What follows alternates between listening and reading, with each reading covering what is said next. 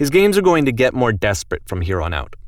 After this game, it's almost 6 months before he finishes something new.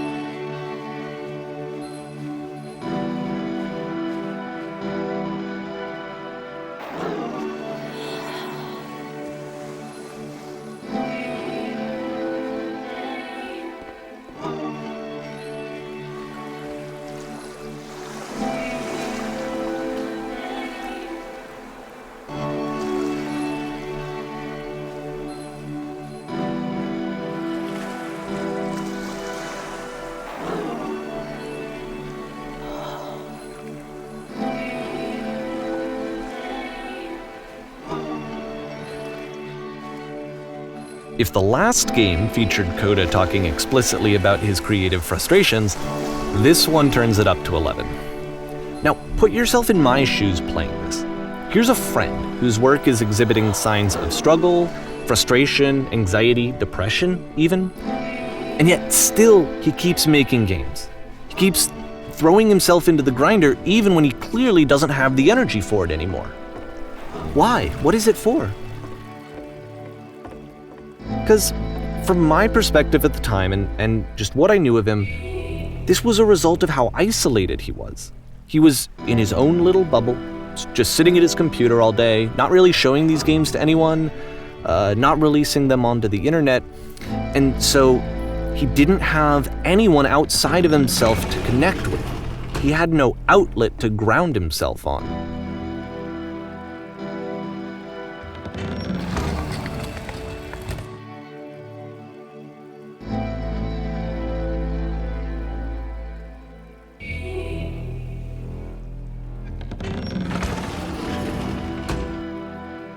You can't talk yourself out of loneliness. It doesn't work that way. You can't be the one writing both the questions and the answers. Then there's no movement. Then there's no circulation.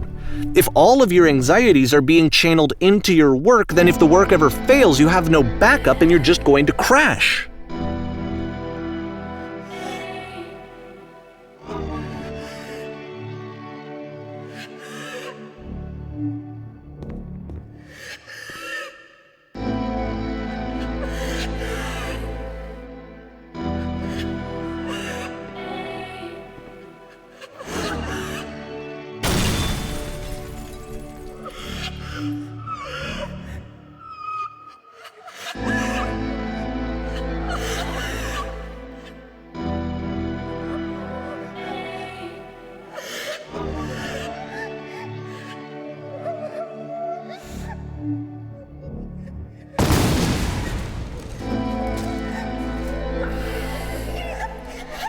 Seeing this game at the time that he made it, it looked really unhealthy to me. I was watching him do this to himself, and I hated it. I hated seeing him so proud. It's like, video games are not worth this amount of suffering. This is someone I really cared about, and I used to get so much joy out of seeing him create.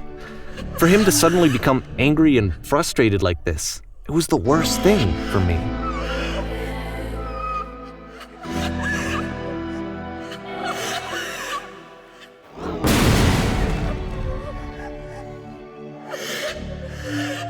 I don't know. This is what I felt at the time. I don't know how else to explain it. I wanted it to stop more than anything. I had never felt so rotten. I just I needed more than I had ever needed anything for this to stop.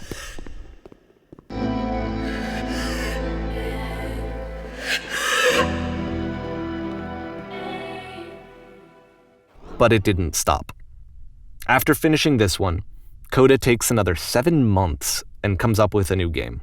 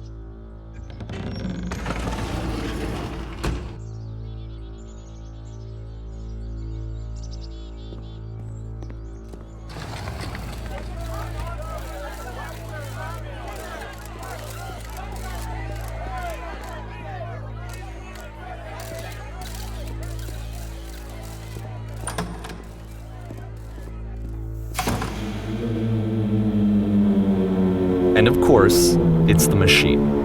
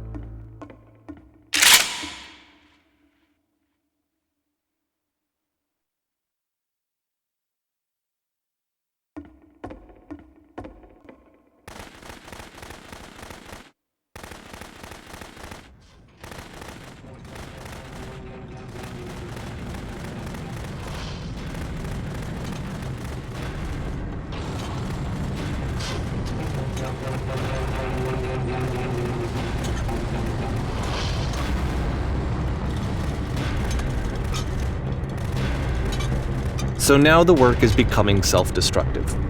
And I'll tell you, at the time that I first played this game, shortly after he made it, here's what I'm thinking to myself.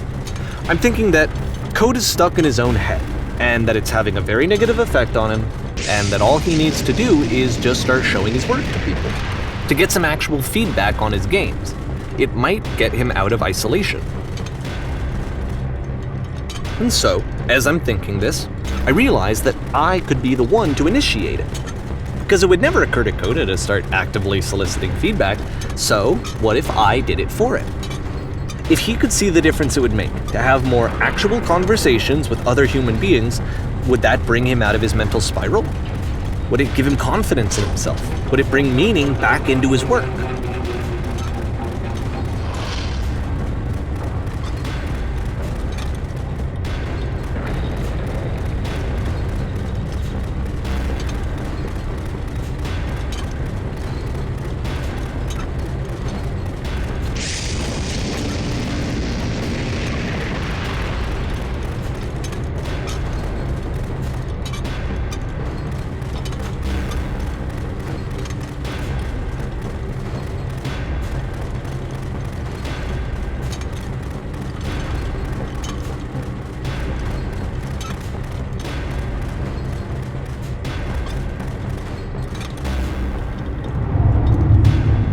So I started showing Coda's work to people. I took this one, and the islands which you just played, the theater, the notes, the house cleaning game, and some of the prison escape games. I brought them to people that I knew and trusted. I asked their opinions. And the great part is that they really loved his games. You know, the point of it all was just to give him some external reference point, but they genuinely loved his work. There was nothing for him to be afraid of.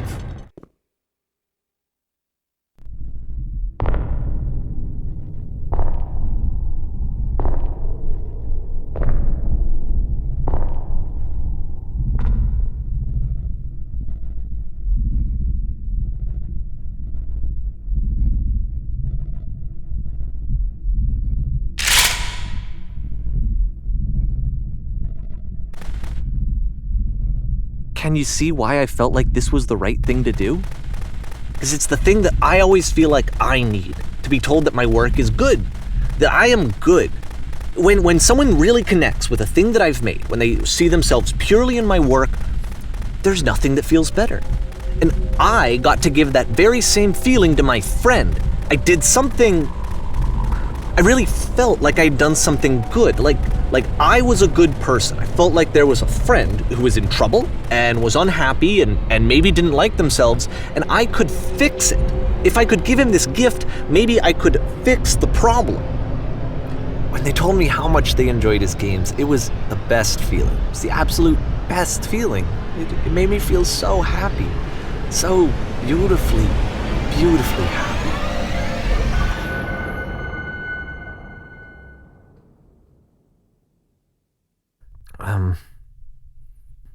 So anyway, Coda finishes this game, and then really he just kind of takes off for a while. So this is June of 2011, and I didn't hear anything from him for several weeks, I guess. And so out of nowhere, one day I get an email, and it's got a private link to a new game of Coda's. This one is called The Tower, and to my knowledge, it's the last game that Coda ever made. So let's take a look.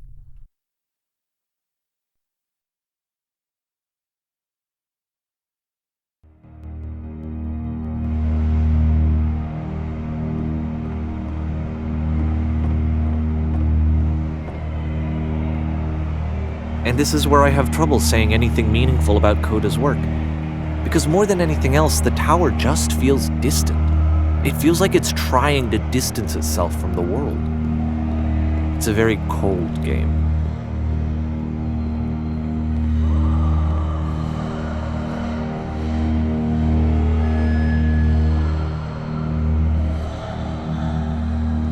This room actually has a maze in it.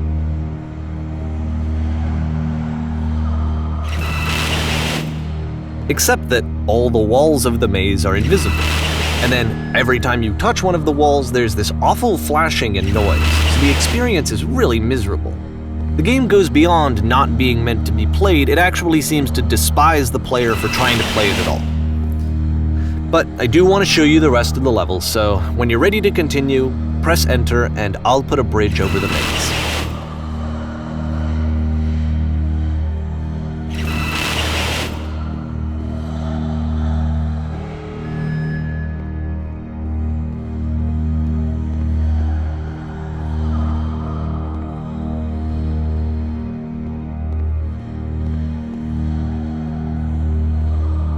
And to be fair, it's not like this is the first game that's needed some modification to be playable. Like the house cleaning game. You know, that one used to actually loop the cleaning chores